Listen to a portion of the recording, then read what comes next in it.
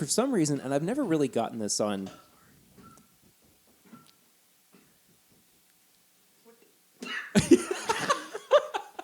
Oh, shit.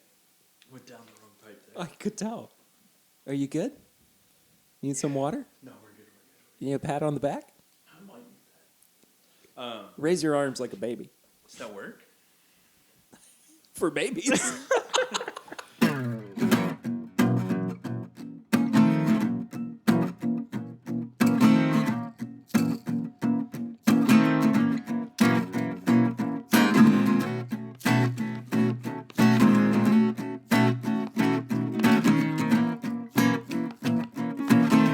Welcome back, everybody, to another episode of This Is My Bourbon Podcast. I'm Perry, and I'm your host.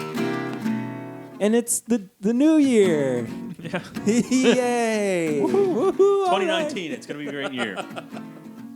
Curtis and Swan are with me today. We're hanging out and talking about our year in review, of course. Guys, welcome to the studio, the bourbon room. Yeah, the bourbon room. Yeah, with a new Again. fancy bourbon cabinet right behind me. Very fancy. You're going to need a lock on that one.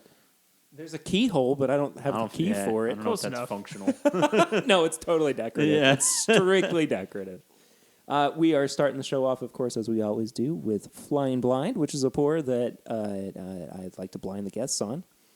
And this time around, this is something that... So as I was saying, too, this is our year in review episode. This is also our best of 2018. And this actually holds a little bit of significance from 2018. past? Yeah.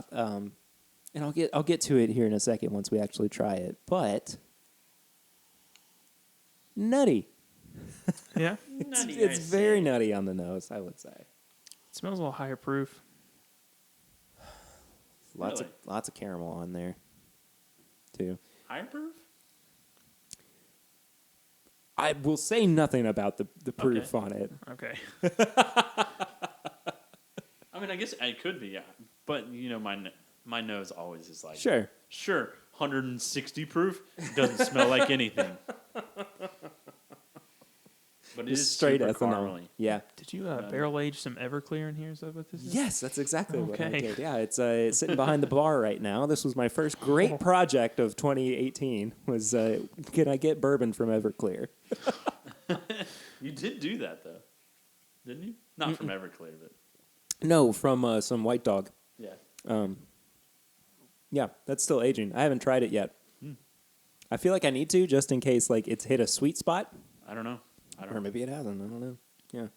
Oh, I've tasted. Swan's Yeah, I tasted. did. Swan, what have you thought about it? Definitely not higher proof. I just kind of smelled it on the nose, but Yeah, no. No. no, it's good. All the stuff you listed on the nose is right there in the taste. The peanut brittle kind of takes a little bit more of a back seat to some of the caramel and the actual nutty notes Yeah. to it as well. There's a little bit of spice, but not too much. Kind of like in the middle of the palate. But overall, I I enjoy it. enjoy this pour. Pretty a lot. solid. Yeah. Yeah, I like it. The finish isn't as long as I would like for it to be. Yeah, it's a little But- hot on the finish for me. Like Good not little- the Kentucky Hug, but just a little Like spice. Yeah. Yeah. Yeah. Any guesses about this one, guys? I want to say Heaven Hill Bottle and Bond, but I don't know. Okay. I was kind A of good leaning guess. Heaven Hill too, but I don't know about the Bottle and Bond. Well, you're both half right. It is a Bottle and Bond product. But it's not Heaven Hill. It is from Heaven Hill. It's Old Fitz Bottle and Bond. Oh, This was my first big find of 2018. the one that started the Dusties. Yeah. And, The old Dusties. there's not a whole lot of it left, but The old Dust Bunnies. is your bourbon collecting dust bunnies? Come down to Justin's House of Bourbon. That was an unnecessary plug for Justin's House of Bourbon. yeah. Yeah, this was what good. kind of kicked off my wanting to hunt a little bit more in 2018. And, Chad talked about how good this was. And I think I might have had it at one point, too, before I found it. And I was like, well, I would really love to find a bottle. And sure enough, ran into I mean, as you do when you're hunting, just a random Ran store. into it, And I yeah. was like, there it is for a handle. So anyway, I saw it a few places, and then as soon as they announced the decanter style bottles with the Old Fitz Bottle and Bond, gone. totally gone. Couldn't find it. Yep. I miss this. Yeah, this is a good, Yeah, it's solid, solid. everyday Mm. kind of thing. Yeah, Mhm. I miss it a lot. But anyway, so before we get into everything and we talk about the good and the bad and the ugly of 2018, I got to ask you guys, what have you been drinking recently? Knob Creek. Single barrel. Believe it or not, this has only been in my possession for about 2 weeks, and it's about gone. But it's pretty good. We got a single barrel in the place that I work, so I picked that up. Doesn't everybody know where you work at this point? Probably. I don't know. I haven't had anybody come visit me. We'll let them do some more work just in case they don't. Like Yeah. if we have new listeners. Yeah. So anyway, Go listen to Yeah. previous podcasts. old episodes. Yeah. I have been drinking Woodford. Really? Really? Why? Gift. Just straight. Oh, okay. Fair enough. It was a gift. And it's actually pretty funny story. Well, it's not funny. It's just like actually pretty underwhelming probably, but it was kind of cool. Daniel, he went to, or a friend of mine, he went to,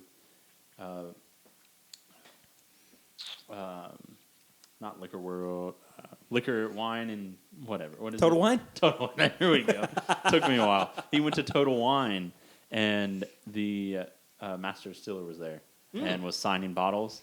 And he went up and was Cool. like, "Yeah, you know, he does This Is My Bourbon podcast."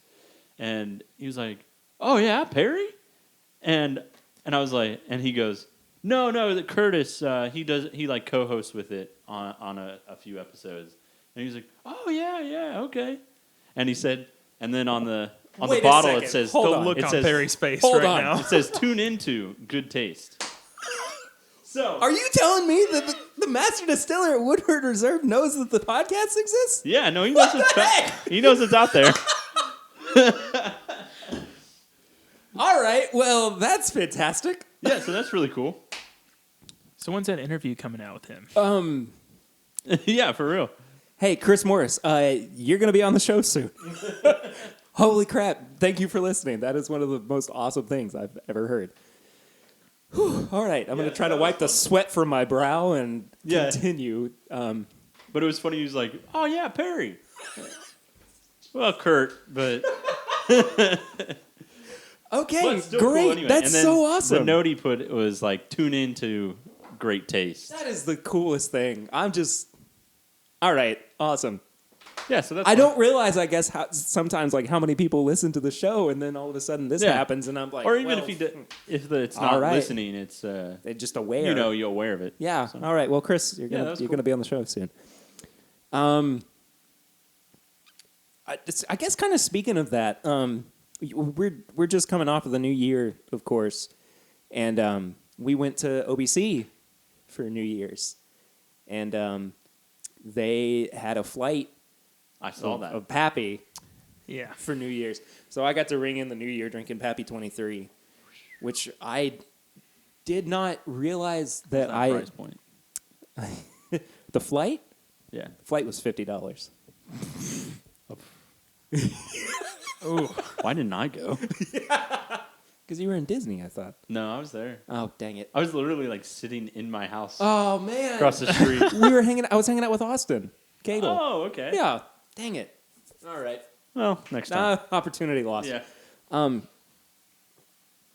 But it's funny that you mentioned random happenstances of being recognized, because as we were at OBC, we were sitting at the table, and just some random guy comes up to me and goes, "Hey, Perry, I really like your podcast and everything you do." Didn't introduce himself, didn't say, anything else. He just said thank you and left. Yeah, but All right. shout out to that guy, man. Yeah, I don't know who you are, but I really appreciate you listening to the show and coming up and saying, "Hey, that was really cool." My brother's birthday was also on Saturday, and I had Guinness for the first time in probably like a year and a half. I freaking love Guinness. I Oh, forgot how yeah, much I it's love solid. it. Have you looked into getting that Guinness that's aged in the In the bullet barrels? barrels? No, Yeah. I haven't yet. Have you had it? No, I saw a place selling it, but I didn't pick it up yet. Oh, okay. We'll have to do that. I gotta find it. Yeah, we need to do another bourbon barrel aged beer episode here soon because I'm kind of like I'm winding up with more than I expected. Like I just kind of have some sitting in my fridge or just wherever. Like as we're moving, there's still stuff scattered everywhere. Anyway, yeah, we need to do that again. Okay, so before we get into it, let's pour something else. We got some things on the table. Let's not spoil too much of what's on the table. But Some Legos. We got some Legos on the yes, table. thank you, Monica, for sending me Legos because that was really freaking cool. This was one of my favorite acquisitions of 2018 too.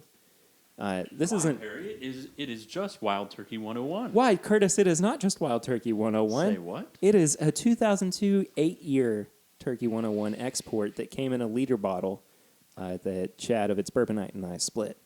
So I'm pretty excited. Yeah, this is a fun little bottle. So 2018 was nuts, right? It was, yeah. It was bananas. It was wild. Yeah. Lots of really awesome things. Some not so. Yeah, ups and Good downs, things, like any but- other year. Sure, but I wanted to kind of go through what our highs and lows were of 2018, and then talk about what some of our favorite pours were too, and we're gonna cap everything off by talking about what some of our least favorite or most disappointing or worst pours of 2018 were, but then also rounding it out with, I did a top 10. I don't know if I'm going to do all 10. I might just do top 5. I don't know how many you did. Did you just do one? No, I had 4 to 5. 4 or 5? Yeah, okay. What about you, Swan? I did top 3 in Yeah. my head and just kept canceling out ones past 3. But Well, we'll just... I got a couple there. Yeah, we'll just talk and have a little round table Yeah, about it. sure. So, what were some of your all's highs in the bourbon world for 2018? I'm curious. Probably just finding some of the bottles that I did. That's You've had honestly a lot of good stuff. some of the best part of, for me, is not even just the drinking aspect. It's walking in and finding something on the shelf and them not knowing that it is what it is. And I'm sitting there just so excited to take it to the counter. I'm like shaking and bringing it up to the register. Are you selling this at retail? Yeah. Do you know what secondary market is? No. Okay. If you don't, sure, I'll pay for it. Yeah. So just finding some of the stuff like the Old Forester birthday bourbon was fun to find. The BTAC stuff was fun to find. Telling Perry that I've got a good feeling about some of the drawings that we go to and it being just wildly successful for all of us that showed up. The 2 drawings that we went to back to back were both times you said, I have a good feeling about it. Yeah. We either had a 75% success rate or a 100% success rate. Yeah, which is nuts. Which is unheard of. So it was fun. Having Chad scream as loud as possible every time I got my ticket called was pretty great. Did the whole full-on, Yeah. Ric Flair woo. Oh, You know nice. what? That's probably my favorite thing that happened this year in bourbon was when Chad got called second at that drawing. Yes, that was amazing. That was fantastic. I thought he was going to fall to his knees Yeah. and praise the Lord Jesus above the And- way that he... It made it so much Got better excited. that the one that got called just before his was like 1 number off Mm-hmm. from the ticket, and then the second one got called. He must have jumped like high enough to stand on my shoulders. He was that excited. It was nuts. He was a happy boy. Oh yeah. Yeah, such a happy boy. Highs of mine. Highs and lows. Yeah. Going to Bourbon and Beyond. That was awesome. Being able to go interview all those people. Yeah. To experience just that whole culture, the bourbon culture, and actually getting to know some of those people that we always talk about and who make these products. And that was a big up, Was that for you? Because it kind of was for me the moment that a lot of this became real. Yeah. Yeah.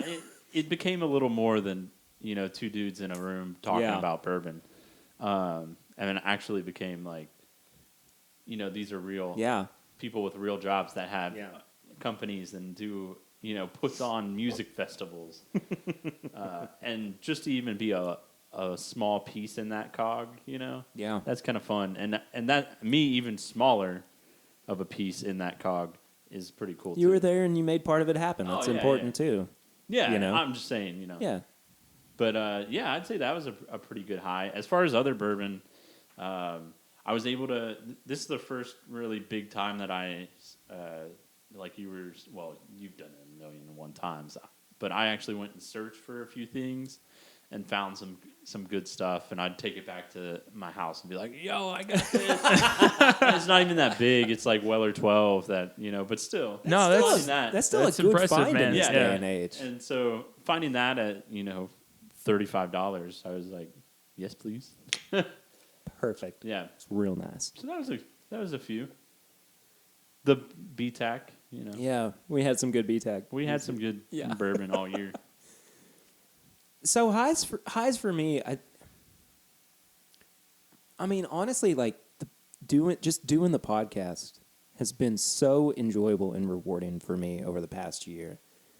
I mean, from the relationships that I've made to the people that we've gotten to meet. I mean, for crying out loud, I mean the list just goes on and on. I mean, we were hanging out with the guys from Bourbon Pursuit, Bourboner at Bourbon and Beyond.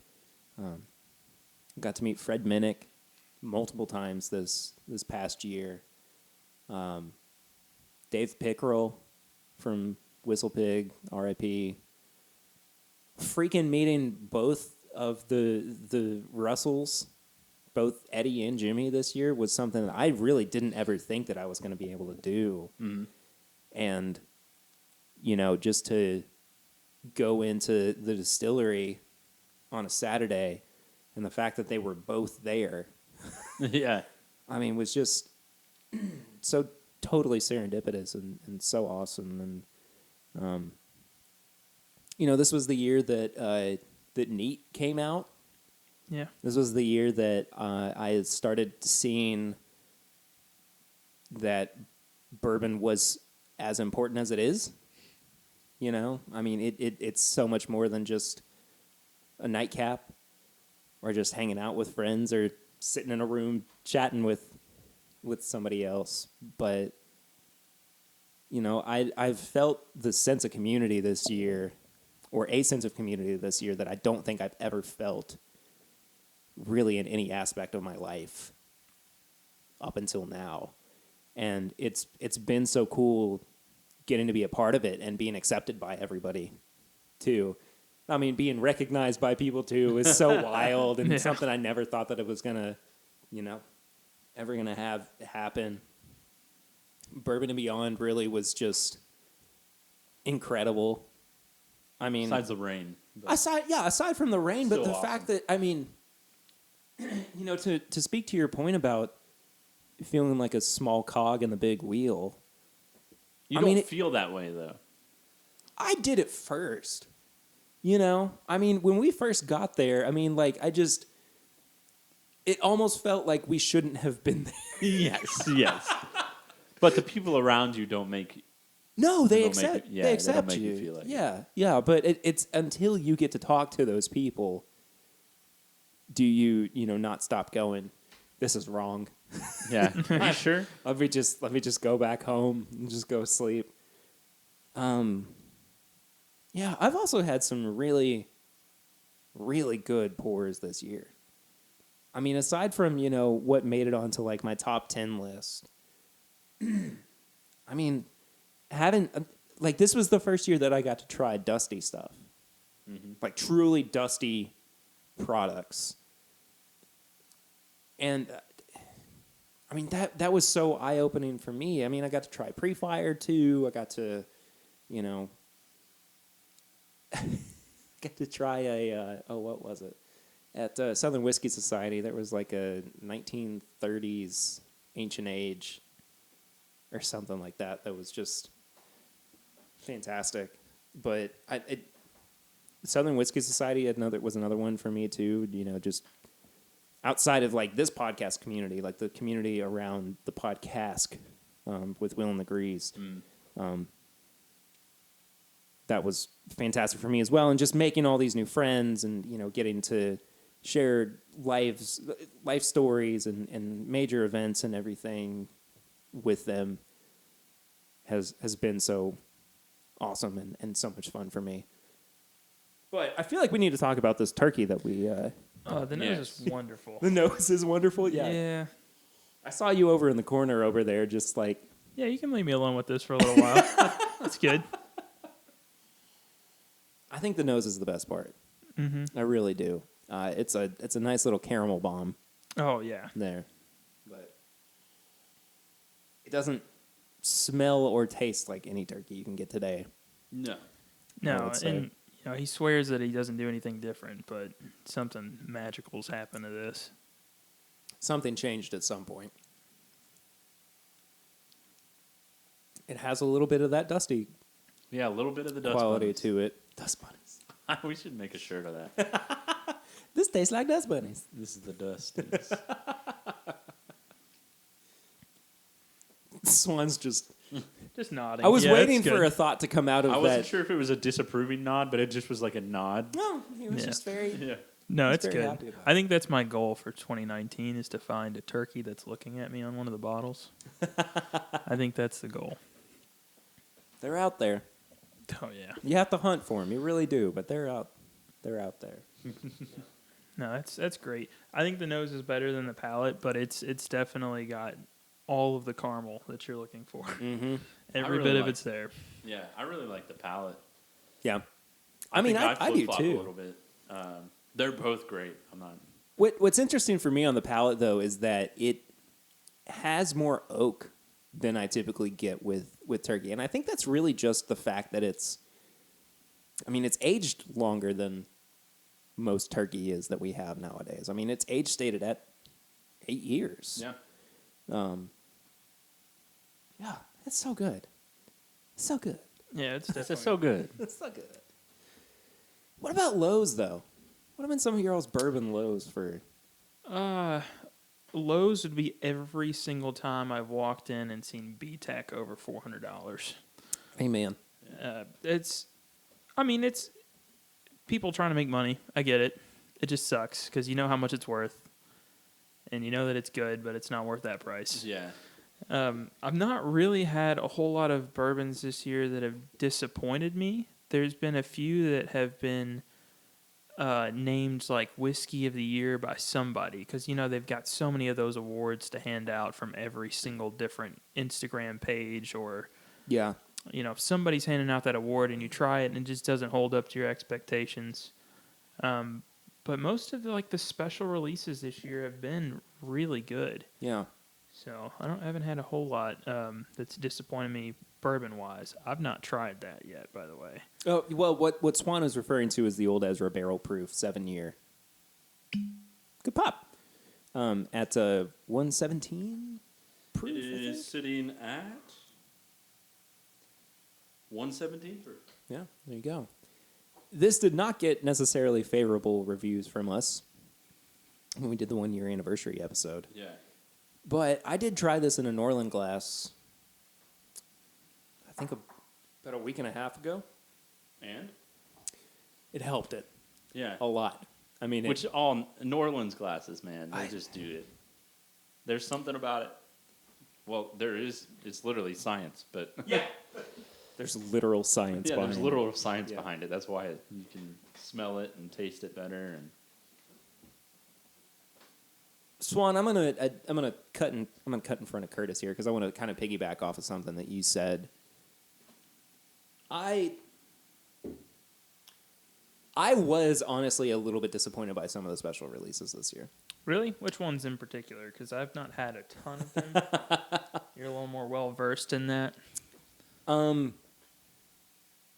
Look, the Weller from this year, the WLW from this year, was honestly a little bit disappointing for me. And it's probably because last year's was so freaking unbelievable that I had these huge expectations for this year. And I think that that really is about my only low is that I had so many expectations for 2018. And they just didn't necessarily all get met, which is fine. I mean, that's my own fault that I was, I built things up in my head like, the Bourbon and Beyond got canceled the second day. Mm-hmm. That was a huge bummer. I mean, we had to cancel so many interviews and so much time hanging out with good people on the second day that I couldn't help but be disappointed. Now, granted, this year actually is going to be 3 days long. So, I mean, maybe it'll got that day back. Make it up a little bit, Also, without getting too heavily into it, which I'm not going to, and Patreon will be getting this in full, there were some very specific instances this past year of just dealing with people's crap in the industry that I don't think I was fully prepared for. Mm-hmm. Like, when we started the show because we were excited to have conversations about bourbon that we were really already having, and we just wanted it to be public. And it was just at its core about having fun. And whatever would come from it was fine, but other people don't see it that way. And they take things a lot more seriously.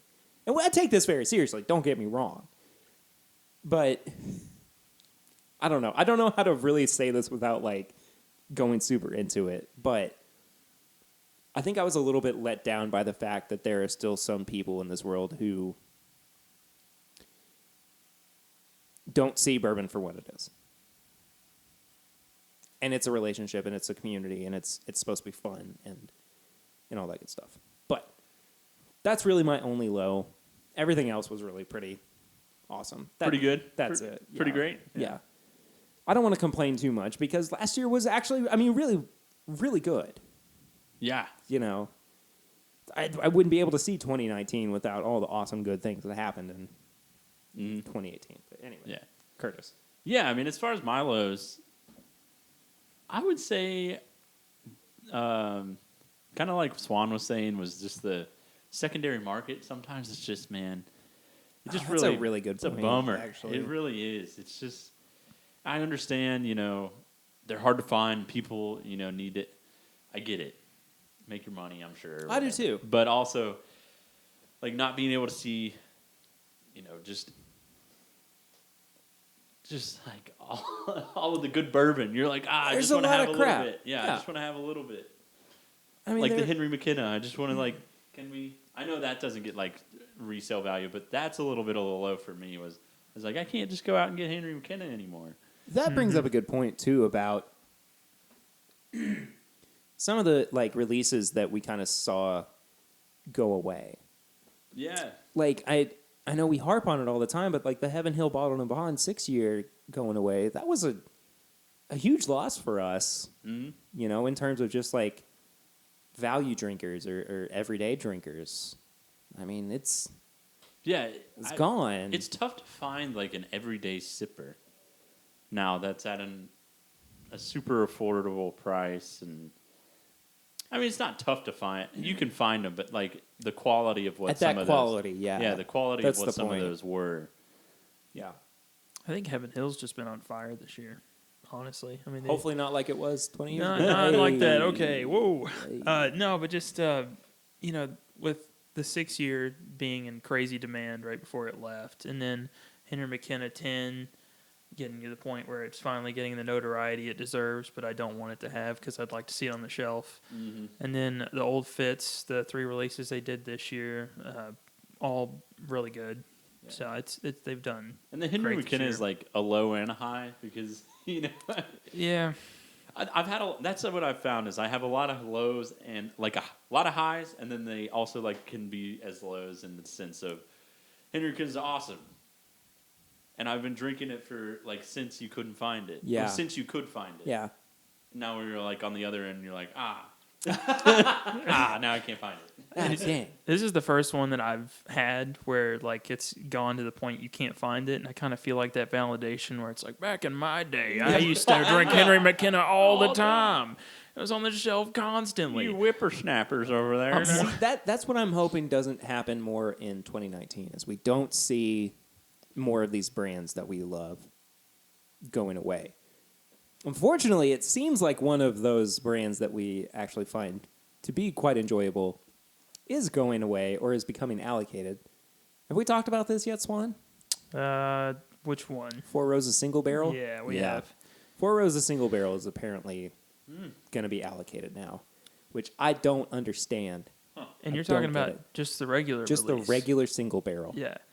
Which they're doing more and more picks. I think I saw more Four Roses picks this year than I have in a while, which is great. But if you don't have the juice to do it, I don't know why they're loaning it out. But some of the picks have been wonderful this year, and I'd love to see more and more. It just sucks that you're not going to be able to pick it up on the shelf anytime you want to. It's been hard to get in. I'd love to see the analytics behind that on regular single barrel. This is just other releases in general, but single barrel in Four Roses case, single barrel compared to single barrel picks, and see what's selling more or what's not. I'd be interested to see that.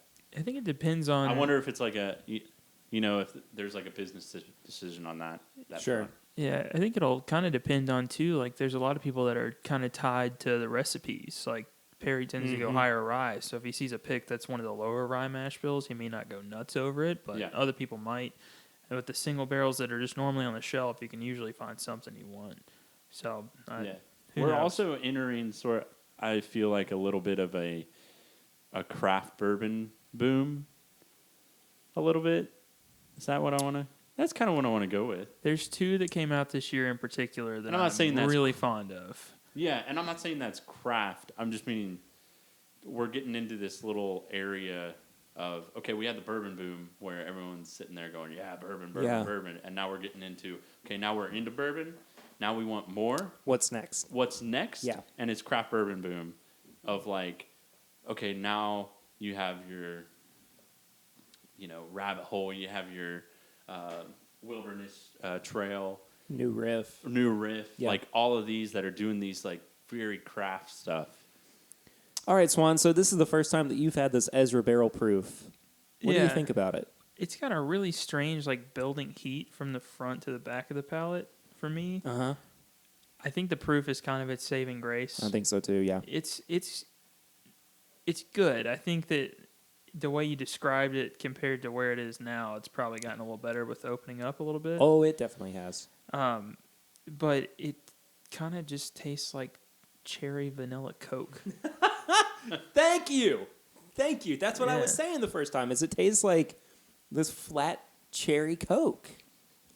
Yeah. Yeah, it's like... And it's still there. It totally is still there, but like now I'm starting to get more like chocolate flavors and oak flavors and I really everything. noticed that on the nose, the chocolate and oak flavors. That's where I started to notice that, where it had opened up a little bit. I still get a little bit of the flat cherry Coke, but not nearly as much as what I did before. I still think that the best way that I've had this so far has been the Norland glass. I mean, just hands down for me. Which is unfortunate because, not everybody's going to try it that way. It's a very niche like experience that you can have with this product, but it is what it is. I still think it's good. I've definitely come around to it from the first time that we tried it. That being said, I don't think it deserves the accolades that it's gotten. No, I will say... Just as a recap, like, what have the accolades been? Oh, Fred Minnick named it, like, his best everyday sipper? I don't know about that. That's what I'm saying, is, like, I think that's what the... I don't even get the chocolate as much as I just get, like, the really, like, almost bitterness of where the chocolate was. Yeah. Mm-hmm. I don't know. It's not bad. It's definitely the best Old Ezra I've had. Oh, well, yeah. Yeah. I don't know if that's saying a whole lot, but it's, I wouldn't mind buying a bottle. I don't think I'd reach for it very often. I wouldn't either. I mean, it's interesting to, have every now and then. Mm-hmm. But, I mean, as far as, like, accolades go, I mean, there have been people saying that like this is what we've been looking for in a barrel proof product at the price. It's age stated. It's fairly affordable. I just don't. I don't know. I'm not trying to be cynical about it either. Yeah, it's good, but I wouldn't give it the accolades it's gotten. I wouldn't either. I wouldn't either. Anyway, well, that kind of leads us into some of our worst or most disappointing pours from 2018. You want to go first? Yes. Okay. All right. What have been some of your worst? I'll just give you one. Okay. Woodford Reserve Masters Collection Cherry Wood You're Cask. gonna say that. The cherry smoked barley. Yep. Yep, that's on mine too. I got to come up with another one now. Wow. Oh, I've got a good one. I think you might get it, so we'll see. And this is, I said this on the podcast when we did the episode with it. It's not the fact that I didn't enjoy it that much. Now, don't get us wrong. I didn't enjoy that. Neither of us enjoyed it. Yes. And Swan didn't either. Yes. I've got a bottle that's relatively untouched. Yeah. It's not the fact that it just really makes me. Don't call it a Masters collection. And then put out crap like that. Don't put out. Also, Chris Morris, since apparently you listen to the show, I'm so sorry. Well, I'm just saying. I think that if we're gonna call it a Masters collection, it should be more towards a traditional bourbon or God, I just something realized like that's that probably of what why you're he feeling. listens to the show is because we did the review of it that one time, and we just tanked on it. Yeah. Oh no. Well, it's not the fact. I love the idea of experimenting, trying new things, seeing what works, I do stuff too. like that. Yeah. That's why on the podcast I said that I think it should be called the Masters Experimental, Yeah. experimental series, something of that matter. Yeah. But to call it a Masters collection, that's where I go. Well, maybe it's not a Who's the Masters master? collection. Is it Chris Morris? I'm sorry, Chris. Yeah, it's not going to get any better here in a second. So I guess that's my thing with it. Because I enjoy the experimentation and trying those new things, kind of off the wall. Yeah, totally. Whoa, nobody's doing that. Let me try that. It's just the fact that it's called the Masters Collection. Yeah, I'd rather see it released in 375s with the Masters Collection, or the Experimental Collection, something like that. Experimental series. Yeah, and I think part of it is I've never had a high barley anything that I've just gone to as this is my favorite thing. And so to have something that's cherry wood smoked barley, I mean, the name itself immediately indicates this is not your profile, but I still picked it up because the bottle's beautiful, let's be honest. Yeah. And I took it home and it's not for me. It's not. Yeah. That's what I would say. It's just not for me. Yeah. It's for the it's for the person that really is looking for something very different from what they're used to, and you can't go into it with expectations of it tasting like a traditional bourbon. Yeah. That's how I feel about it. I don't hate it. I really don't. I didn't enjoy it, but yeah. Well, the cherry smoked barley was on my list too. Unfortunately, though, I have 2 turkey products back to back on my worst or most disappointing. Mm-hmm. And most of these are not the worst. I think that there are really only 2 on this list that I would have said are bad. And it was the cherry smoked barley and then OZ Tyler. The OZ Tyler. Yeah. Was garbage. But I'm sorry. If that's what you like, I'm sorry, but that's not, I just I didn't care for it. But Long Branch was so disappointing for me. I did not care for that flavor profile at all. It could have been that it was just too low proof. It could have been that it had that extra filtering or whatever, but I didn't care for it. And then I was also really kind of disappointed by the Russell's Reserve 2002. I wasn't super disappointed with that one. I did get to try it. I think the thing is it was it's so oaky. That is a really oak forward bourbon, and if you're not prepared for that, it's not your thing.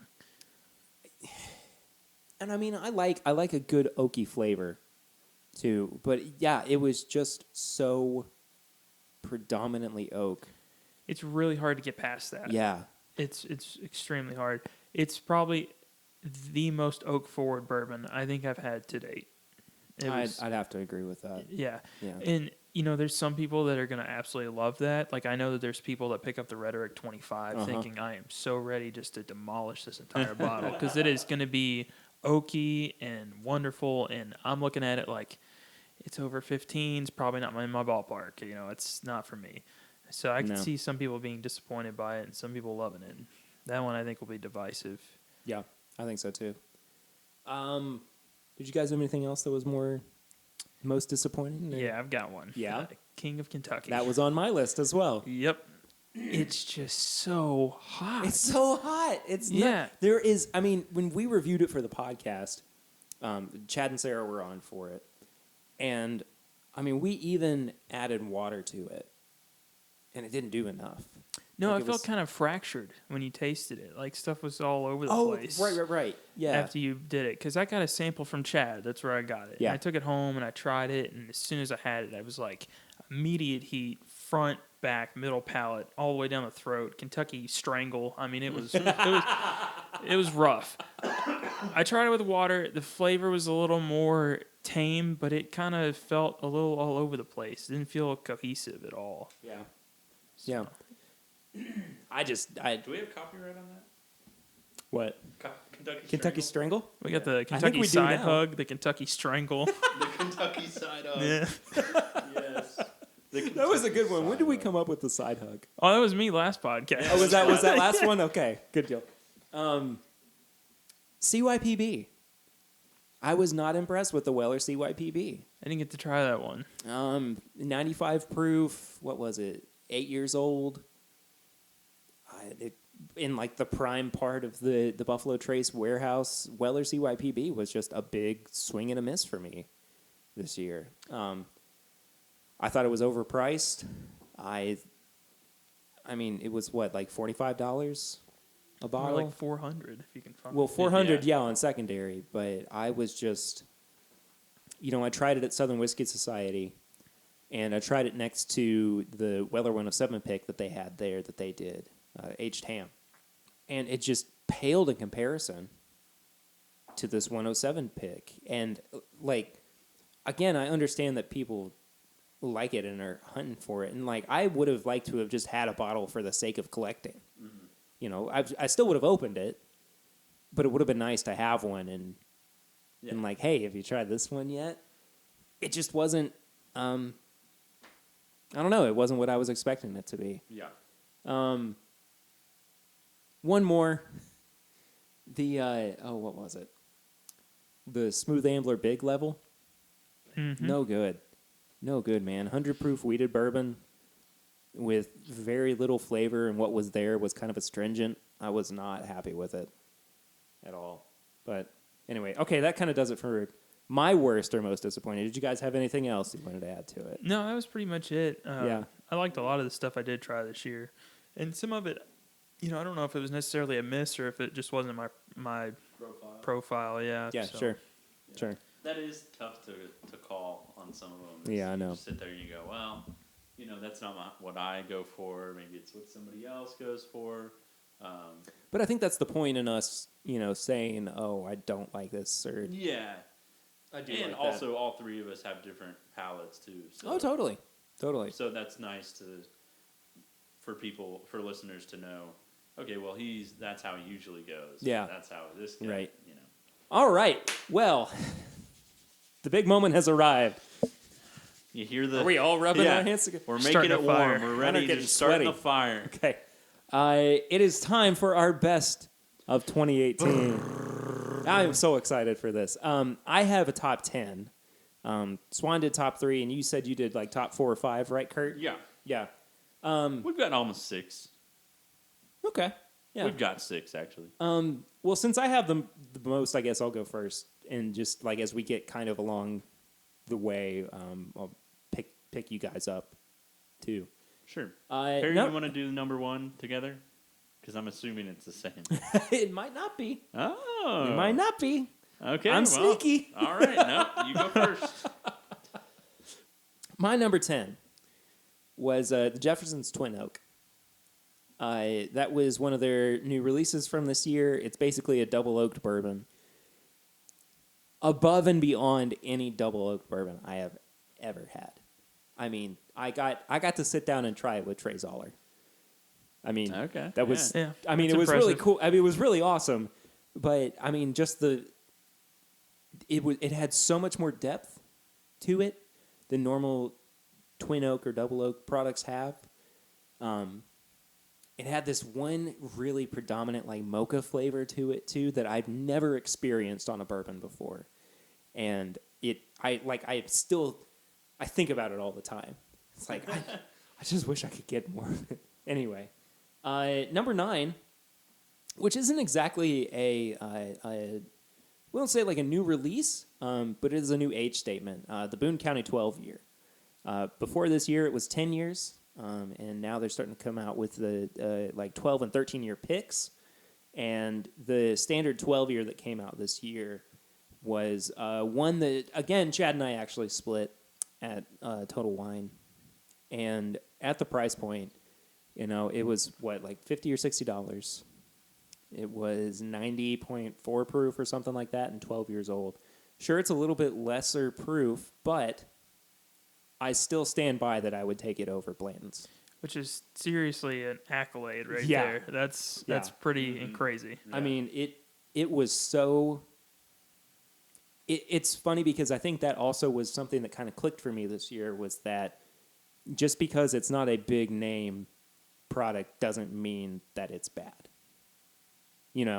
And this was that first step for me into going, oh, not everything's Buffalo Trace or Jim Beam or Wild Turkey, or there are some really good things out there. So the Boone County 12 year was my number 9. Curtis, did you say you had a number 8, or were you up to 6? Yeah, so I got 8. Okay, I have 8 now. so what's your number 8 then? My number 8 was Rebel Yell 10 year.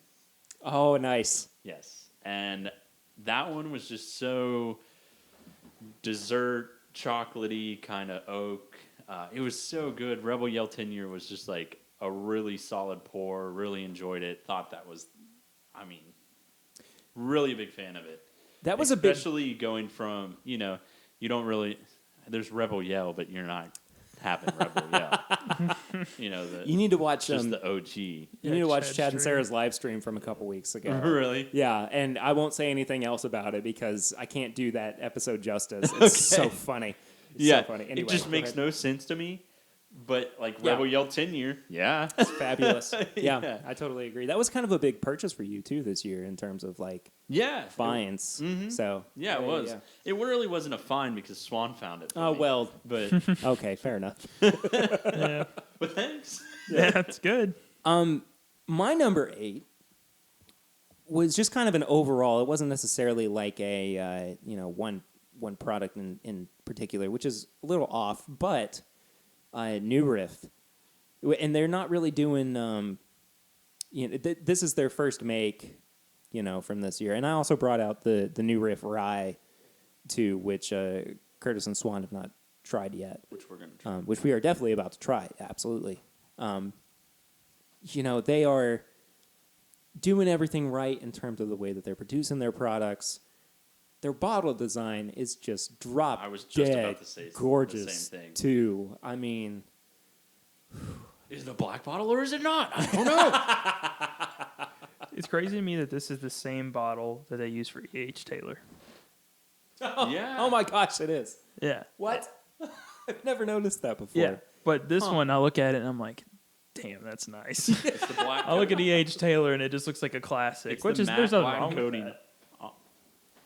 The matte black coating on it. Yeah. Which Totally. I think at one point Perry said, I don't know how they do it. How did they get the black? I did. I said that out loud on an episode. I was like, how do you think they do it? Do they do it on the inside of the bottle or the outside? And I And said- as soon as that came out of my mouth, I was like, I don't know. And I said, well, Perry, I think they put it on the outside of the bottle, and that's how that happens. No, they charred the inside for extra flavor. That's what it was. anyway, New Riff is my number 8. Kurt, what's your number 7? Number 7 is sitting at Heaven Hill Bottle and Bond. The RIP, the It's Going Away, R.I.P. the by We're BRB. Gone. But man, we were good, and I can't wait for it to be a little dust bunny. Oh, I got plenty in my Yeah. in my cabinet right Like, now. wait for that. That I can't wait for it. 20 years from now, being like, well, I remember, you've never had this before, but here's Shut up, you old fart. Here, yeah, yeah. Like, you don't know what good bourbon is, and you pull out that dust bunny, and you're like, boom, taste it. 7 for Heaven me. Hill Bottle and Bond. Bottle. Dust bunny. 7 for me was the Bellmead Cast Strength Reserve Batch 9. I have to kind of hide this bottle from myself so that I don't drink it too often. It, at like $60 a bottle, brings everything that I kind of want and expect from an MGP juice. It's not, too over the top or too different from anything that you might necessarily get from, say, a large distiller. I just love it. It's so good, I'd put it up against just about anything that came out this year, in a blind especially, and say, what's the outlier here? And if they can go, oh, it's Tennessee straight bourbon whiskey instead of Kentucky straight bourbon whiskey, I'd say, you're full of crap. How did you know that? Yeah. You must have seen me pouring it. Anyway, before we move on, I got to ask you guys, since you've had a second with it, how do you like the new Riff Rye? For a 95% rye, you gotta think on that, because like every rye I've ever had that I harp about is like 51% rye. Uh-huh. This is up there. It's so honeyed. It's like very approachable. It would hold up well in very- a cocktail. Yeah, it's got that rye spice, but it's not like super dominant. It's really, really nice. Which is something I worry about usually in a rye, is I'm worried about, it's just too much spice for me. Yeah. But with this, it evens it out and tones it down 95% a little bit. rye in a mash bill. You wouldn't think that. You were saying honeyed. I'm thinking honeysuckle. That's what I was thinking too, actually. Yeah. Same thing. Yeah. For the most part. Well, not the same thing, but like they're Flavor-wise. derivative from each other. And there's this, a lot of people say green in terms of like bad when they're talking about a whiskey. Yeah. But there is a green or greenery note to it, too, that I think complements the sweetness of the honeysuckle really well. Kind of like what Sarah always goes for, the foliage and shit. Yes, exactly. Yeah, that's exactly what it's. Yeah, it's what I'd associate it with. it's good stuff. Yeah, I'm a big fan of this. Look at It's like 40. a crisp spring day or something. Yes, absolutely. And at $40 a bottle, it's definitely. It's a buy for me, for sure. Yeah, But- for sure. If we're having like a top rise list, that's on there. Oh, this is for sure. For sure. Kurt, what was your number 6? My number 6 was New funny Riff. enough, New Riff. Yeah. Yeah. So I just the New Riff, the OG. Just the regular bottled and bond. Yes, the regular bottle and bond. That one was just overall well-rounded, very nice. Had a little bit of a rough edge, but that's still I don't mind still it. new. Yeah, still Don't like bother me. figuring it out, and Yeah. and it's just a really solid product. Really Yeah. enjoyed that pour. Number 6 for me was the Wild Turkey Master's Keep Revival. Yeah, that stuff's good. I thought I was an outlier on that because I really, really liked that. I liked it better than I did the 2002, as we kind of talked about earlier. I'm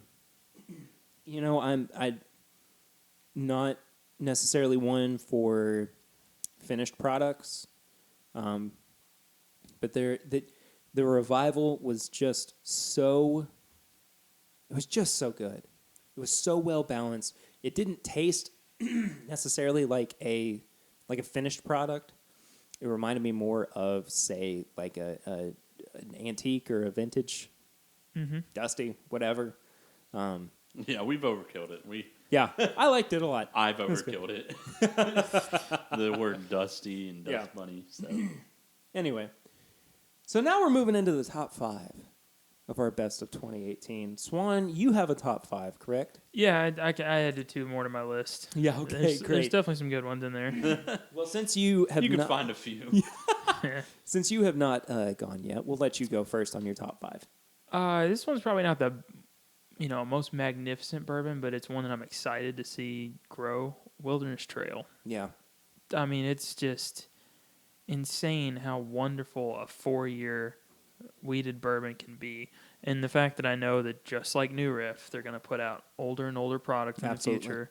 It's going to be wonderful. And they do some fun stuff, too. Like, they put out the rye this year. They've got some, like, a sorghum rum that they put out. They're putting out a bunch of new stuff, and I think it'll be nice. Like, I even tracked down, I like it so much, I tracked down a shop I know keeps it in stock, and I was like, listen, Kurt, this place has got it on the shelf all the time. And there's actually a good amount of variance between the releases, too. Like, if you read what release it is, I've heard that D is the one to get, but I've not been able to find it. But, it's I have had pretty good. What is it? I have had You had it? Was it pretty good? It's pretty solid. Yeah. I think I'm on my second bottle of it, which is pretty good. There's not a whole lot of bottles this year that I bought multiple of. So, well, I'm just going to piggyback on that because my 5th was Wilderness Trail. Literally, you said it and I said, well, there it is. Yep, Same. Same. Same. There you go. Good. I mean, it's just something that I'm so excited to see what comes out and Yeah. what the future releases are going to have. And, as production grows and gets bigger, you're going to be able to find it a little bit better. And it's just going to be a fun time. 5 for me was this year's release of the E.H. Taylor Barrel Proof at 129.7 proof. I cracked that open for the first time with my dad for his birthday, and it 100% exceeded expectations. I already love, of course, Buffalo Trace products and E.H. Taylor in general, but at 129.7, almost 130 proof, one of the most well-balanced whiskeys I've ever had. Nothing was competing with another part of it. It all worked so well in harmony. The nose was just so full-bodied and exciting and made you want to dive deeper into everything else that the bourbon had to offer. I was a huge fan of it, and it was almost a no-brainer. It was funny because all of my top 5 were almost no-brainers when I was going into it. But anyway, Swan, what's your number 4? Number 4 for me is going to be the Bellmead cask. Yeah. I got to try Chad's bottle of it, so I'm not sure what release it was. It was just so good, man. I had a 1-ounce pour of it, and I think I wrote like an article to send you guys in a text message. It was just that good. I remember that. Yeah, I remember that. It's great. Like I went and bought a bottle immediately. It's just that good. It's MGP. It's MGP.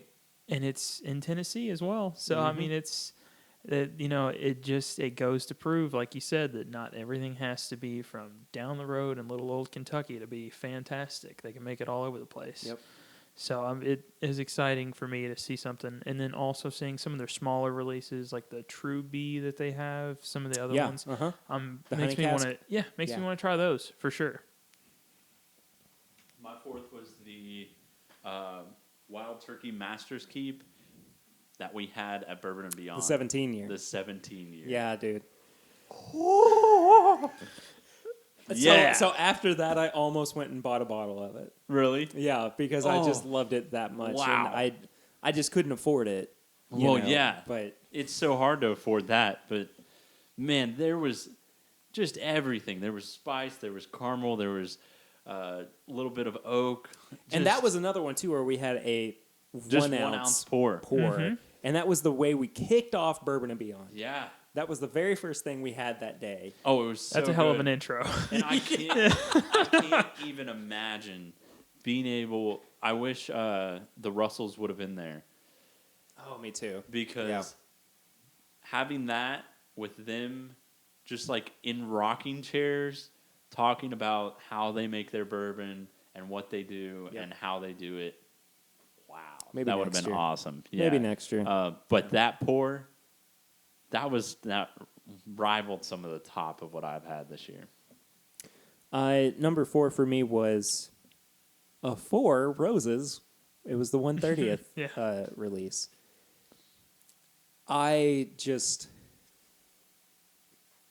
We reviewed that for a Patreon bonus episode, the Four Roses 130th. Yeah. I went and waited in line for it at Four Roses with Chad and Sarah. I actually waited in line for it for a buddy of mine and not for myself necessarily. But it was totally worth the wait.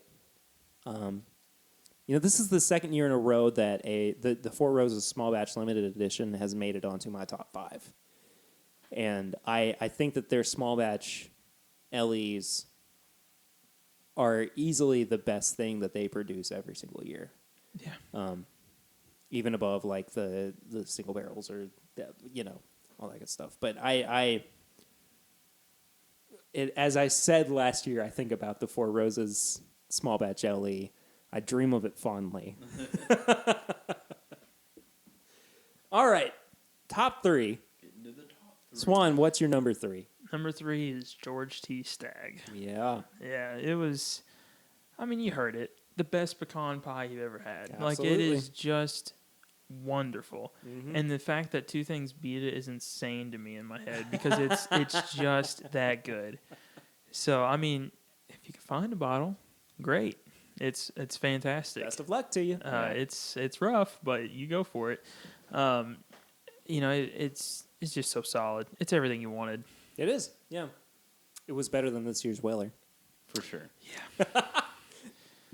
This year's Weller was good, but it was too floral. No it was a little floral, yeah. No Stagg. Kurt, what about you? My third is Blanton's Gold Label. Wow. Yeah. It's a little kind of under the radar one that not many people are, going to choose or pick or whatever, but yeah. It's up there. Yeah, it is up there. That was just one to me that really struck a chord with me.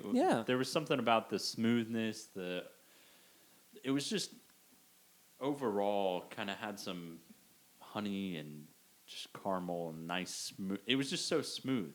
That's all I can. So smooth. It really was. There was nothing glaring. It was so well rounded. I totally agree with that. So yeah, Blanton's Gold Label. Mine was the Booker's 30th. I got a little sample of it from Chad, and before I got that sample, Swan went, so this totally threw off my top 3.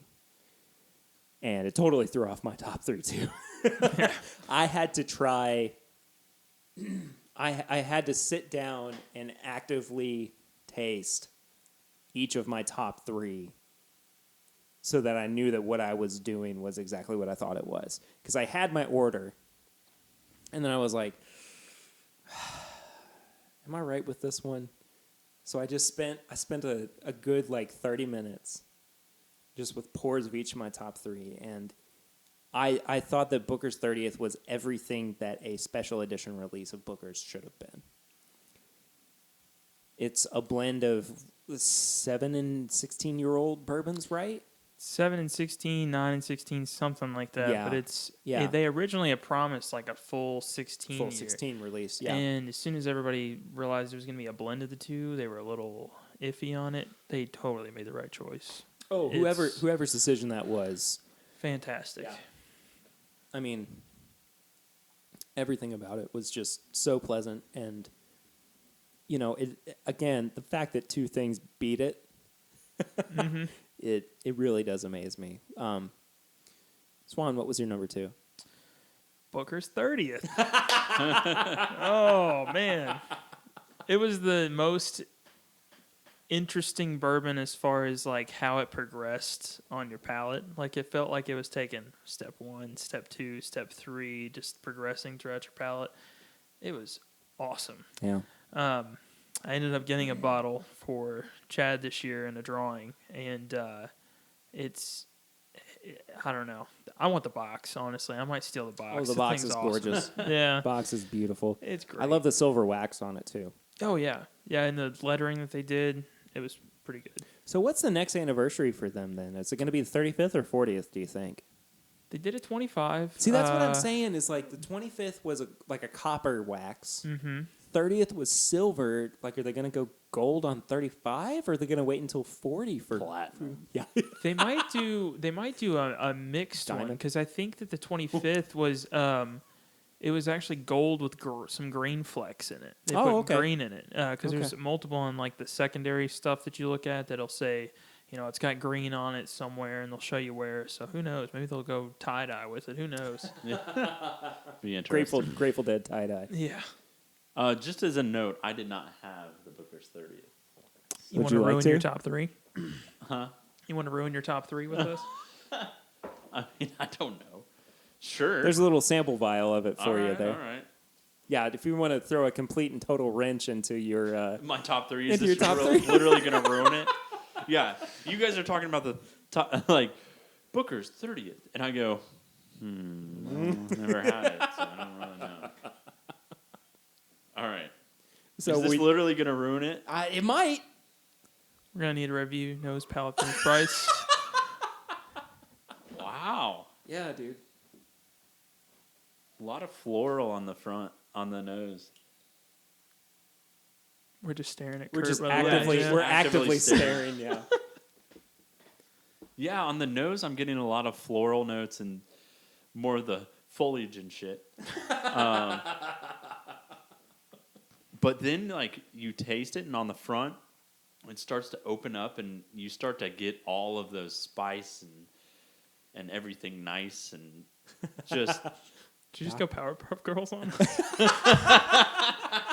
I might have. Is that a thing? Oh yeah. Oh, well. Keep going. You're good.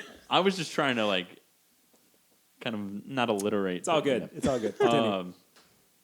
But it starts to open up and feel like, get the spice, the heat, Yeah. the caramel, the little bit of pumpkin. Pumpkin, interesting. Like a little pumpkin spice. Yeah, okay, I get Yeah, that. yeah. I have to get that, for sure. And then the finish kind of has this lasting little burn. We need to do this more. We need to do on-the-spot reviews. Oh no, I don't know if my nerves gonna handle that, Barry. All right, with Curtis or me. I'll do it. It's fine. But Okay, fine. It is interesting. Do you see like the step thing that Yeah, I was the talking steps, about? It steps it for you. It starts out like pretty nice, and then it's like, hey, we're gonna get a little bit more heat, a little bit more spice. See, the only reason that it was number 3 for me instead of number 2 is because... Ooh, I'm getting the nutties. I just combined bunnies with nutties. I'm getting a little bit of the nut flavor, though. Yeah, I get it. Yeah. But the only reason that it was number 3 instead of number 2 for me is that...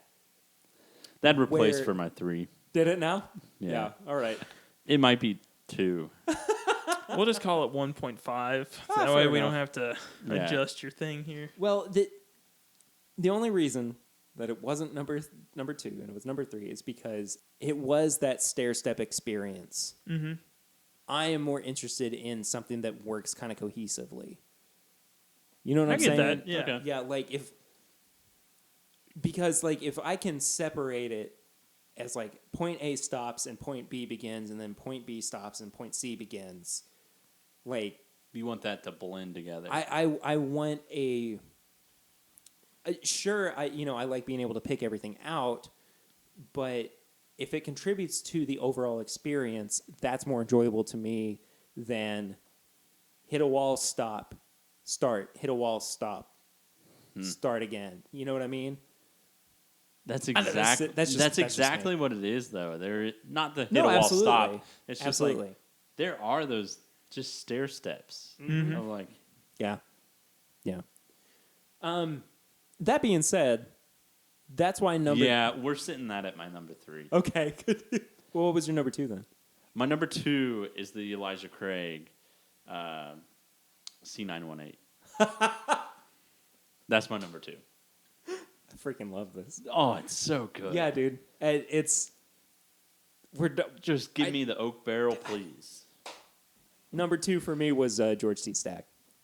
And again, that's why, it beat out Booker's 30th was because everything was just very well rounded and worked so well together and everything.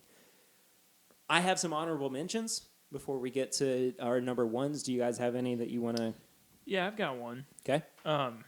Feel free to cut this out if you need to, but the Wild Turkey Rare Breed, specifically the bottle I brought over. Yeah. If you guys want to look for it, it's LL/GC is the laser That's code the on laser it. code on the back. There is something special about that bottle. Good freaking luck to you. Yeah, it is. It is just different, and it's in such a good way. So if you look for that and you find it, pick up a bottle or 5. It's just great, and it's budget, easy to find. Or, well, the rare breed itself is easy to find. Maybe not that laser code. It's pretty good. Yeah. Any honorable mentions for you, Kurt? Nope. All right. Good deal. Good talk. I have my top 10. We're good. My top 8. We're fine. Jim Beam Repeal Batch for me was a pretty good hit for Jim Beam this year. Mm-hmm. Especially being a lower proof, non-chill filtered. I thought that was pretty fantastic. 1792 Bottle and Bond was good, but not good enough to really kind of make the cut. Wilderness Trail, I of course thought was fantastic, but I think that I'm going to give them a year or two before they really start becoming. Break your top 10. Yeah, exactly.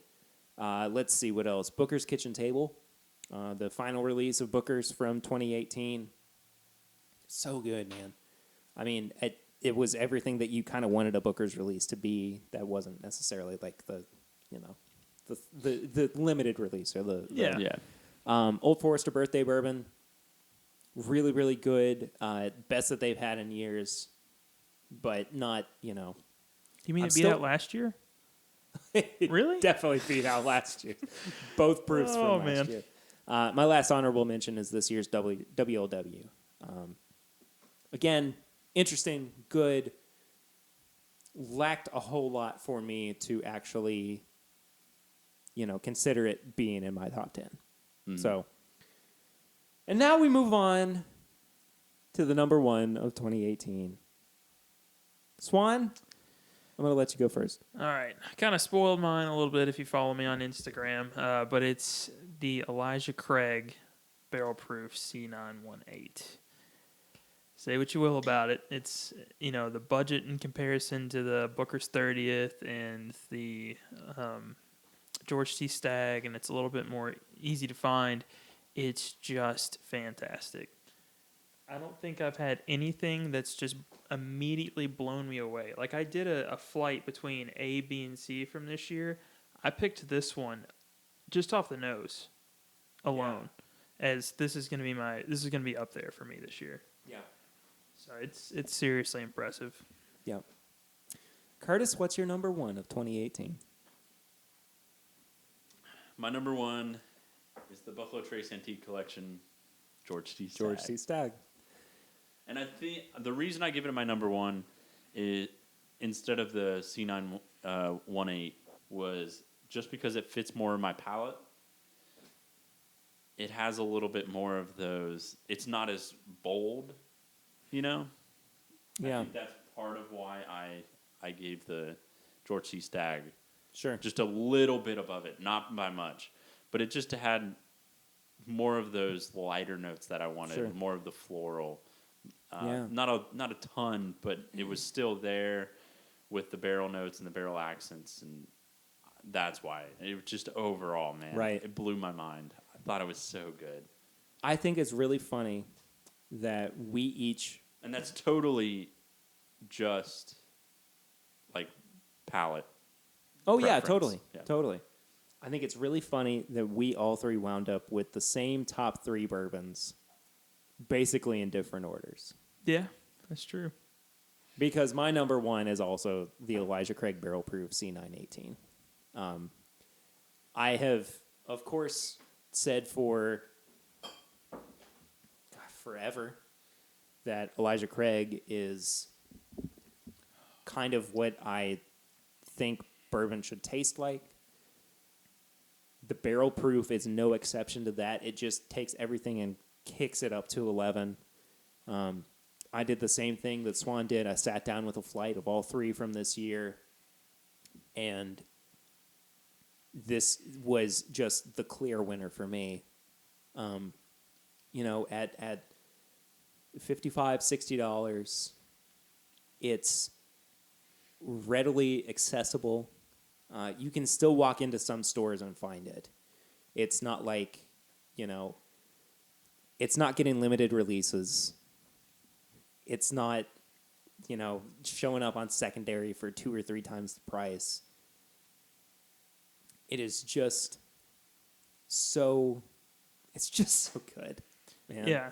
I mean, It has everything that, again, I expect in bourbon.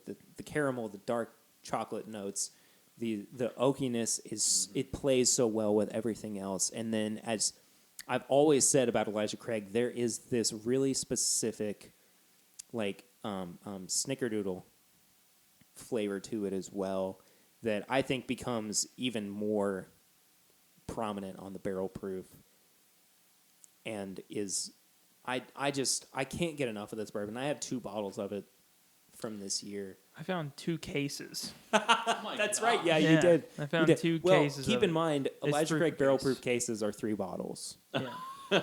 But still, he found 2 Still, that's cases. 6 Yeah, bottles. I have so I have 1 of the A, I have 1 of the B, and then I have 4 bottles of the C. And that was before I sat down and did the flight between the 3. I mean, this thing just takes you on a journey, and I know Perry's not super happy about the way that Booker's 30th broke down into steps. You know, it's still good, but it's Yeah. just not your preferred. This is just like a journey. It's Yeah. great. It's everything I want in a See, bourbon. my point of contention is that the journey that this one takes you on, it's like watching a movie. Each scene kind of blends into the next one. It's not like a hard stop or anything. Like it all just it winds its There's way not an through. intermission. Exactly. And that's why Booker's 30th didn't quite make the cut for me in terms of, you know, what was my number 1 or top 2 or whatever. There's so much harmony in this pour. There's so much to explore and enjoy in this pour that I look forward to seeing how this continues to open and expand as these bottles stay open. Honestly, for years to come, I don't see myself drinking this down very quickly. No. I mean, granted, Yeah. it is 131.9 proof, but Yeah, I think the only thing that I can say bad about this is the first sip you take is really hot. The second one, you're already kind of accustomed to the proof. It's great. there's a fruitiness in it. By the way, I don't think I actually pointed this out. We're actually drinking it right now, too, as we're talking about it. Oh yeah, we couldn't stay away. It's yeah, it's Literally, Perry poured almost an entire Glencairn glass. he got a It good was a Perry Perry pour in. pour. It was a Perry pour, yeah. I don't know if you noticed this. Every post I've done has had Perry pour down at the bottom of it. it really? Every I haven't even single noticed it. one that I've done since it's been coined. It's been great. Perry pour. I'm building that up. It's gonna be trending one day. Oh, it's going You to wait. happen. Oh, we'll get a shirt out of it, too. Oh I yeah. guarantee it. Yeah. Man, I couldn't have been...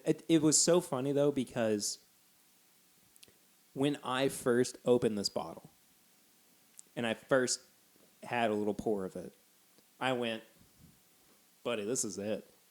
I was like, there's nothing else that... There's something magical. It really It is magical. is. And I couldn't have been happier with this being my best of 2018. I'm going to let you finish, but But I'm just Elijah Craig Barrel Proof had the best pour. yeah. Yeah. Elijah So, Or the George C. Stagg. But so just kind of to recap. Well, yeah. Mine and Swan's best pours of 2018 were the Elijah Craig Barrel Proof C918. Curtis's was the George T. Stagg. flip flop. Yes. Yeah, exactly. But look, it was a really good year for bourbon. I mean, honestly, I thought the Booker's releases this year were great. I thought that all of the Weller 12 that I tried this year was really good, too. There was some fabulous E.H. Taylor small batch that came out, and even a couple of single barrels as well. I mean, there were just so many good things that happened this year in terms of bourbon that makes me excited to see where 2019 is gonna take us. So, Happy New Year, I guess. Happy New Year. Yeah, I'm already Bring excited on the about 2019 October. of bourbons. Yeah. I'm already excited about October, November. Standing out in the 30-degree weather, waiting for your number to be called. It's great. Yep. Yeah. Anyway. Well, that about does it for the topic of the episode. But we still have a couple of things to touch on, though. And one of those is our tips and bits for this week. So, guys, what tips and bits might you have? I got a good one. I thought about this. Sitting in my cubicle today, not having anything to do, thinking, I've got to have something ready. This is not vamping, I promise. It's Brooklyn Nine-Nine. Oh, okay. It's coming back. It's coming back It's Thursday. coming back, man. I'm excited. Cool. Don't have cable. Gonna have to figure out with that one, but Hulu TV. okay. They Also- just got a subscription. But 99 cents, I think. I think they're running a special that's 99 cents. Who is? Hulu. For Hulu TV? No, that's just Hulu. Oh, okay. So Hulu TV is probably like, I don't know how much. I've actually $40 a month. I'm on the last season that's on Hulu right now. I've rewatched the whole thing, ready for the new season. I'm so excited. There's a lot of things I've seen Andy Samberg in that I'm like, oh, he's hilarious, man. Hot Rod, great. But like this is probably one of my favorite projects he's done. I mean, he can say Cool Beans 20 times if he wants to. I love that movie so much. Oh, it's like it's one of my great. favorite movies of all time. He somehow fit cool in every movie. He's gone cool in Brooklyn Nine-Nine and the Cool Beans like 20 times. Beans. It's a whole sequence. But that's definitely my tips and bits. All right. So my tips and bits are going to be the Orville. Oh, yeah. Yeah. So that show is like, it's not, it's so different than what Seth MacFarlane usually does, but it's so funny. Well, it's not hilarious, but it's just, it has some like lessons that they try to like throw in there, but then also be like, oh, here's some funny jokes. And then it's just, I don't know, it's just quirky, you know? So the Orville, it just came back on, so that's really good. And then also, my other tips and bits is going to be Google Pixel 3 XL, man. This episode brought to you by Right, Google Pixel and Android. It's been, I've been an iPhone user for the longest time. Like, Yeah, how's your integration going now between Google Perfect. Between Google and iPhone and Apple. I'm just going to be quiet now. So I used to have, the last Android phone I had was the Droid. Wow. So just to put this in perspective. Throwback. So this was a big step for me, like a big leap of faith. I've had iPhones all the way through. And then the decision was, okay, well, I haven't had an Android phone in a while, and I've been wanting to make the jump because I have like Google Home products. Like I have Gmail, I have the calendar, I use the Google Mini, the Google Home Hub. I have all of that kind of stuff, like the smart home things. Mm-hmm. I have the Chromecast, and We have a Google Home, a Google Chromecast, and now an Alexa, like an Echo Dot. Oh, okay. Like it's a weird, so weird. like Yeah, like and weird like on we here, keep on going. Is one of them gonna like rise up against us? And you know, Yeah. when the robot Be like, I uprising- will not turn off. Okay, Google, stop. Yeah. No, you stop. Tell Alexa to get out of the room. Then I'll stop. Anyway, But I've been like, it integrates. So I'm a graphic designer, so I usually use all Mac stuff in terms of my computer. And I would not change my computer from Mac. Like, I would definitely only keep Mac computers. But in terms of scheduling my day and like the morning routines and turning on like smart home stuff, Google does it phenomenal. that's awesome. Like way better than anything Siri can do or anything Alexa can do. Big fan. it's okay, Siri. Yeah. Anyway, that's The fair. Google Assistant, man. blows my mind. You can do so much with it. We're totally not fishing for sponsors right now. No, I'm or not. anything. Yeah. Just awesome. The phone I had before my iPhone 3 was a Sidekick. Do you remember those? Yes, I do remember the side. Was that the one that slid to the side instead of up No. or It was down? the one that you had that looked like a brick, but then you flipped the center Oh, part of it, that's right. and it And turned like, up, and you thought you were so cool. No, it No, was you such a weren't. waste of technology. It was bad. Remember this one? The Juke. Oh yeah, I remember that. The wait, Juke. yes, I do Which remember was that. literally an inch big, an inch wide, and then you flipped it, or juke. You juked it. You juked it. And it was Juke it. It was 1 inch. Bop it. It was 1 inch by like 5 inches high. You can't do anything with that. No. Your wonderful T9 keypad. It was great. Yeah, exactly. Back in my day, we had Motorola Razors. You know, Yeah, just yeah. The Razor was way better than that Juke. It's the Whoever thought the the Grandpa Juke was- podcast episode. Yeah, whoever thought the Juke was a good idea was stupid. Not me. Not me. Yeah. Two things. We just got done with the newest season of The Marvelous Mrs. Maisel, which I don't know if you guys have seen or not. Haven't It's seen on it. It's on Amazon Prime. Same lady who did Gilmore Girls, and which I like. I know it sounds ridiculous, but I am a big fan of Gilmore Girls. It's not ridiculous at all. No, Gilmore Oh, yeah. Girls is awesome. no, it's so good. Lauren so Graham, man, you would just- really like Marvelous Mrs. Maisel then. Okay. Yeah, it's so funny, so witty. So the premise of the show is that her husband leaves her, and she gets drunk one night and becomes a stand-up comic, and that becomes Wow. her career. After that, she's really good at it. It's really really funny. The guy from Monk is in it. Oh, okay. Yeah, so good, man. It's all on Amazon Prime. And then I just started listening to a new podcast. Well, it's not a new podcast. It's new to me, called Kentucky Fried Chattin'. And they're all like 10-ish minute episodes. And it's these Australian people, and they review items from the Kentucky Fried Chicken menu. And that is the most fantastic. obscure concept. Yeah. It I've is ever so heard. funny. They're all comedians, and I mean, it's so good. I mean, it's like 10 minutes out of your day to listen to these goofballs. How often do they put a... I think it's like every other week or Okay. something like that. There's not a whole lot of episodes. but they're just drop dead. Yeah, it's so funny. Anyway, like Kentucky Fried Chattin'. So great. That's beautiful. I always wonder if the conception of Kentucky is like outside of Kentucky, they all think that we just eat here on a regular basis. Like we go probably. to Kentucky Fried Chicken. Everybody loves KFC. It's a daily thing. Oh, you didn't have your KFC today? Weird. Yeah. Oh, and you're wearing shoes. Yeah. Yeah. Isn't that funny? Did you have your hair of the dog, your bourbon this morning? Did you- Yeah, like, no. No, that was yesterday. I had coffee with my bourbon, but yeah.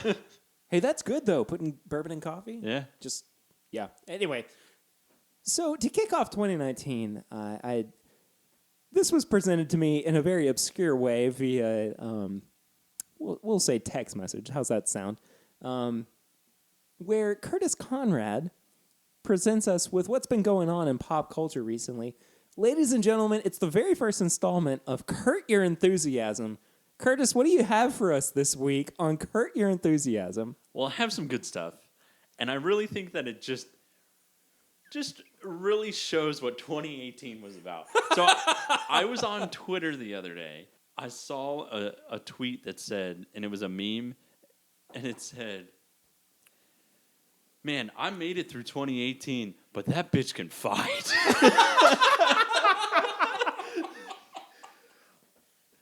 I cracked up. I saw it and was just like, that was my 28. And I feel like everyone resonated with it. Everyone I talked about or saw tweet about 2018, they were all like, yeah, man, 2018 was a good year. Okay, I survived it. Like, I made through it. But damn, that bitch can fight. It needs a picture of you from Bourbon and Beyond with the caption. Luckily, there were no photos from that. I don't think. Well, that was Curt Your Enthusiasm for the first time. yeah, we look forward to that being a new segment in the future as well. So We're thank gonna need you this every week. Okay, every yeah. single week. Yeah, thank you, Curtis. Let me get on Twitter real quick. Let's end this episode. Let's end this episode. Yeah, that about does it. Thank you all so much for listening. 2018 was a really fantastic year, I think, for us in general, and I think 2019 is going to be even better. At least I hope so. We'll find out. But anyway, thank you all for listening. Curtis and Swan, where can people find you on social media? You can find me on Twitter at Kurt_Con15 and on Instagram at KurtCon. I'm at the Bourbon Finder. That's pretty much the only place I'm active. Shoot me a message. Ask me some questions if you got them. I'll be there. And then if you want to follow me, I am at PRitter1492 on social media, pretty much across the board. If you want to follow the show, we are at My Bourbon Pod on Instagram, Facebook, and Twitter. If you would like to check out some of our merch and apparel, you can head to bourbonshop.threadless.com. We still have some free shipping going on right now for orders over $45 for domestic listeners and $80 for international listeners. And then if you would like to become a patron of the show, you can head to patreon.com/mybourbonpodcast for as little as $1 a month. That helps us out so much. We have a really great community growing right there. Swan's a part of it, too. Definitely recommend it. You're getting bonus podcasts every month. We're going to start doing, once we hit our next goal, we're going to start doing exclusive live streams for the patrons as well. There's some awesome little rewards as well, such as like exclusive content, some free shirts too from the shop. So yeah, it's a good time. Patreon.com/mybourbonpodcast. I was thinking of where you can actually get the shirts from. That's where I screwed up. Please give us a 5-star rate and review on iTunes. That helps us out so much. That it's just as good as you telling your friends about listening to the show. That helps other people find us and lets them, access the show more easily. I think that about does it, though. Not sure what's going to happen next week right now because it's kind of flying by the seat of my pants right now in 2019. But we'll see you next time. Until then, I'm Perry. I'm Curtis. I'm Swan. And this is My Bourbon Podcast.